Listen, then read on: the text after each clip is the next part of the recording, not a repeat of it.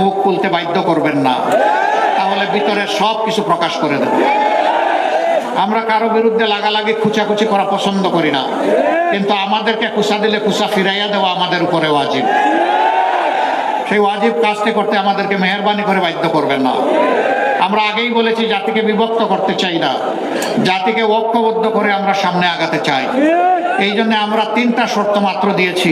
এই শর্ত আমাদের রাজনৈতিক সাংগঠনিক শর্ত নয়, এটি বাংলাদেশের জনগণের শর্ত। আমরা বলেছি, আগামী সরকার যদি আল্লাহ তাআলা আমাদেরকে গঠন করার তৌফিক দেন, আমরা সবাইকে নিয়ে সরকার গঠন করতে চাইব।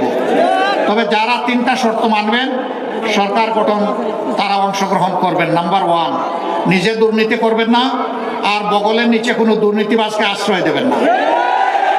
নাম্বার 2, গরিব ধনী, হিন্দু মুসলমান বৌদ্ধ খ্রিস্টান, নারী পুরুষ, শিশু আবাল বৃদ্ধ বনিতা, যার অধিকার যেখানে লঙ্ঘিত হবে, ন্যায় বিচার পাওয়ার অধিকার তার থাকবে।